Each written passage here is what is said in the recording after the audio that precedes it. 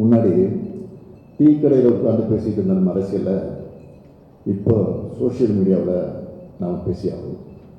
நேற்று நம்பிக்கை வாக்கெடுப்பு நடத்தி முடித்து ஆளுங்கட்சிக்கு மெஜாரிட்டி இல்லைன்னு சொன்னாலும் நம்ம கூட்டணி கட்சிகளை வச்சும் அதிமுக உடைச்சும் பெரும்பான்மையை நிரூபிச்சிட்டாங்க.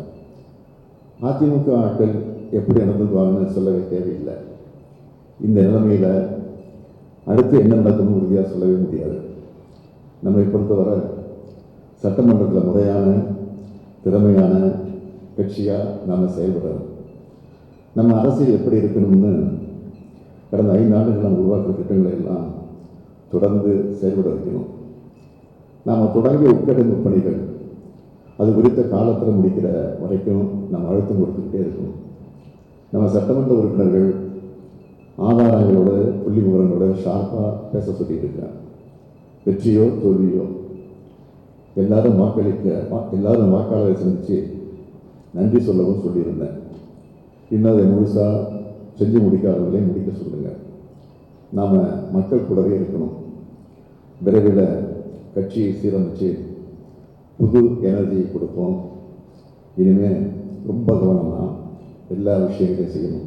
எல்லா நிர்வாகிகள் கூட்டத்திலையும் நான் வலியுறுத்தி பேசுகிறது நிர்வாகிகளுடைய ஒற்றுமை தான். இப்போவாச்சும் கோஷ்டி அரசியலை விட்டுட்டு எல்லாரையும் அரவணைச்சு போங்க. நமக்குள்ளேயே ஒற்றுமை இல்லைன்னா வெற்றி என்பது சாத்தியமே கிடையாது.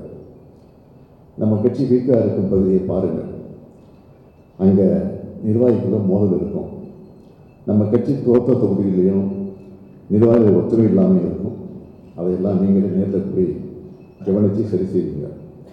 என்னை பொறுத்தவரையில் அடிமட்ட தொண்டர்கள் அடிமட்ட நிர்வாகிகள் முழு பங்களிப்பு தரும் வகையில் நாம் அவங்கள தயார் செய்யணும். மாவட்ட செயலாளர் தான் மாவட்டத்துக்கு முக்கியம், அதை நான் மறுக்கலை. அதுக்காக மாவட்ட செயலாளர் மட்டுமே முக்கியம்னு ஆகிடக்கூடாது. எல்லாருமே முக்கியம்தான். ஒரு கட்டிடத்துக்கு எல்லா தூணும் முக்கியம். ஒருவேளை யாராவது என்னால் செயல்பட முடியாதுன்னு நினச்சா மனப்பூர்வமாக முன்வந்து விளைவிக்கலாம். நான் தவறாக சொல்ல மாட்டேன். உழைக்க தகுதியான எத்தனையோ பேர் இருக்கிறாங்க. என்னை விட திறமையானவர் இவருக்கு மாவட்ட செயலர் வாய்ப்பு கொடுங்கன்னு சொன்னாலும் நான் அதையும் ஏற்றுக்க தயாராக இருக்கிறேன். அடுத்த வர தேர்தலில் கழகம் கண்டிப்பாக வெற்றி பெற்றாகும்.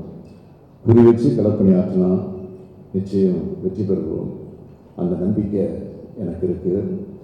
எந்த பிரதிபலனும் எதிர்பார்க்காம நீங்கள் உழைப்பாளர் தான் இத்தனை தொகுதிகளில் நாமும் நம்முடைய தோழமை கட்சிகளும் வெற்றி பெற முடிஞ்சது. ஒரு தேர்தலில் தோற்ற நாம் முதல் தேர்தல் வென்று காட்டியிருக்கிறோம். உங்கள் உழைப்பாளர் வெற்றி பெற வச்சிருக்கீங்க. அதுதான் திமுக. அந்த நம்பிக்கையோடு பணியாற்றுங்க. இந்த தோல்வி உணர்ச்சி யாரும் வருத்தப்பட வேண்டாம். நாம் பல வெற்றிகளுக்கு சொந்தக்காரங்க. நம்முடைய இந்த தோல்வி என்பது தற்காலிகம்தான். வெற்றியை நோக்கி பயணிப்போம். இப்போ ஆட்சி எப்போ வேணாலும் கவிழலாம். ரெடியாக இருங்க. 2029 ஆண்டு நாடாளுமன்ற தேர்தலோடு சட்டமன்றத்திற்கும் தேர்தல் வரக்கூடிய வாய்ப்பு இருக்குது.